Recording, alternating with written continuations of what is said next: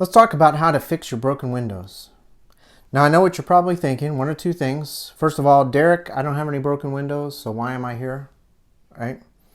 Or two, I didn't realize this was a home improvement video. Again, what am I doing here? I was expecting to learn something else. Well, let me just assure you that the idea of what we're talking about here is really a metaphor for how your environment and the state of your environment affects your behavior. And so that's what we're going to dig into as we go along in this video based on this idea of broken windows. Now, where did this term come from? This term came from a 1982 study where this theory of the broken window theory was developed. And in this study, researchers found that crime was higher, much higher, where there were broken windows, graffiti, questionable entertainment in the environment. And so they made a correlation between the two. Look around the environment, see what kind of chaos and disorder exists, and that will probably play a role in the level of crime in this environment. So they kind of go work hand in hand with each other. Now, the basis for these results is what they came up with, this idea, this theory, was that where these things existed, again, just in case you missed, broken windows, graffiti, questionable entertainment, where those existed, it was almost like a declaration to the people that were living there that this area is uncontrollable. Just look around. There's nothing that anybody can do about what's going on around here, or nothing. Nobody cares. Because there are broken windows, nobody's fixing it. There's graffiti, nobody's cleaning it. There's questionable entertainment, nobody wonders and worries about it. So this area, this environment is uncontrollable. Do whatever you want. And you give a lot of people that opportunity to just do whatever they want, and guess what? They will. Even at the expense of somebody else's happiness and livelihood, unfortunately. And so they made that connection between those two elements. Now, on the flip side, what they found is when these elements were fixed, the broken windows were replaced, the graffiti was washed, questionable entertainment was replaced with something else, that the people's behavior in that area began to change. They became more disciplined, there was more order, and society as a whole in that area functioned much better. So the core principle that I want to convey here is what we are getting to, is that your environment, the space around you, including your physical, your work, even your digital environment, these things affect your behavior. And I've talked about this in other videos when it comes to inconvenience and convenience and how that element of your environment affects your behavior. But this is another thing. This is another element about how disorder and chaos versus order and discipline, how that can affect your behavior. So let's talk about that a little bit more in depth. Small disorders, small broken windows, how do those affect your brain? Well, as the researchers found in that study, they found that those small disorders was almost, when people were in that environment and they looked at these small disorders, it was almost like their brains were receiving a signal that chaos and disorder are acceptable here. Because all you need to do is look at the physical environment, and that's what the signal it sends out. And the brain received that, and the behavior was impacted as a result. When people can be in an environment where anything goes, their behavior is going to change. And that's what they found, even with these small little tiny disorders. Now, again, what they found, and another part of this idea, is that fixing disorders, even though they may exist, they don't have to exist forever, because when you fix them, that can affect your brain in a positive way. It sends out a different signal. It sends out a signal that order and discipline exist here. So if you want to function inside this particular area, this environment, then you have to be orderly and ordered and disciplined. Chaos and disorganization aren't allowed here, just because the environment sends out that signal through the way that it looks and how it functions. Now, the question based on these ideas that we have to ask ourselves is, when we look at our environment, what signal is the environment that we work in, that we live in, what signal is it sending? And how is it impacting your ability to get things done? Is your environment, when you look at it, is it sending your brain a signal that chaos and disorder is a-okay here? Just look at everything. It's a mess. Everything, things are broken, things are messed up, things just are disorderly. Is that what signal your brain or your environment is sending your brain? Or is it sending a signal? Let me change this. Is it sending a signal that order and discipline exist? Take a second and look around. I'll wait right here. Okay. So if you found that your environment has some challenges, which oftentimes that's the case, maybe not. There are some people that get this down pat and they do an exceptional job at it. But for most of us, we can at least do some tweaks. Some of us maybe have to do some major renovations, if you will, in our environment. So here are 4 things, 4 ways that you can fix your broken windows. 4 broken windows to fix, so to speak. First one, when you look in your environment, do you have piles of things? Do you have piles of laundry? Piles of shoes? Trash in the garage or the basement? Do you have unsorted mail that sits on your desk that's just taking up space? Do you have old books and magazines that you haven't looked at or even cracked open in months, years perhaps, even decades? Do you have piles of things? Those are broken windows. Those can affect your behavior because of the signal that they send out.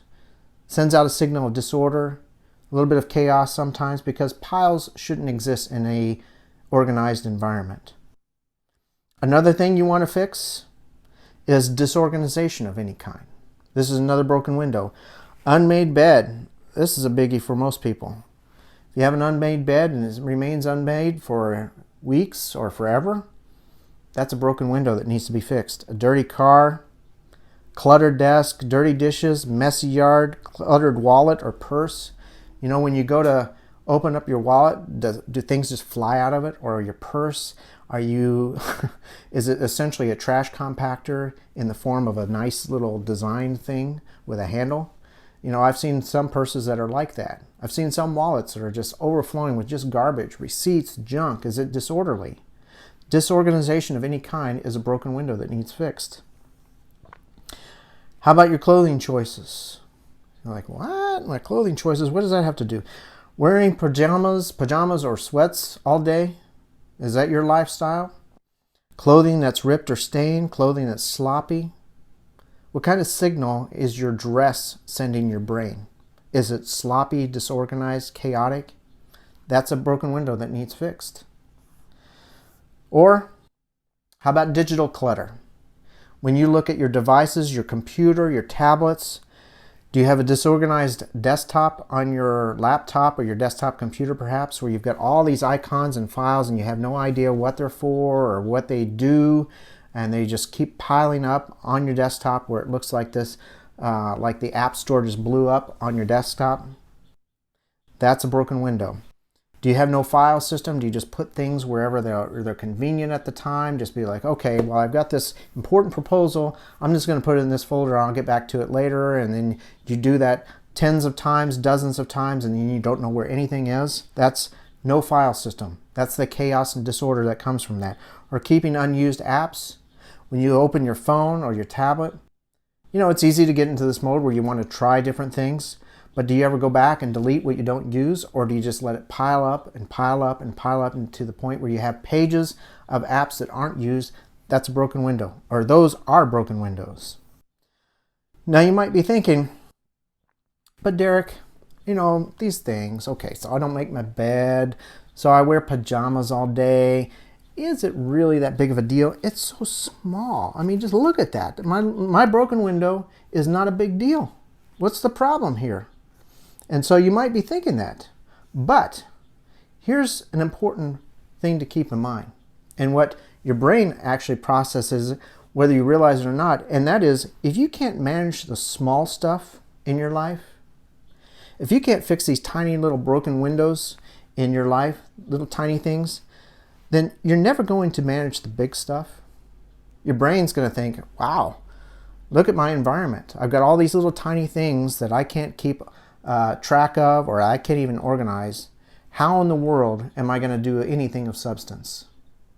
And that can be a huge hindrance in your ability to do significant things of value when your brain sees that.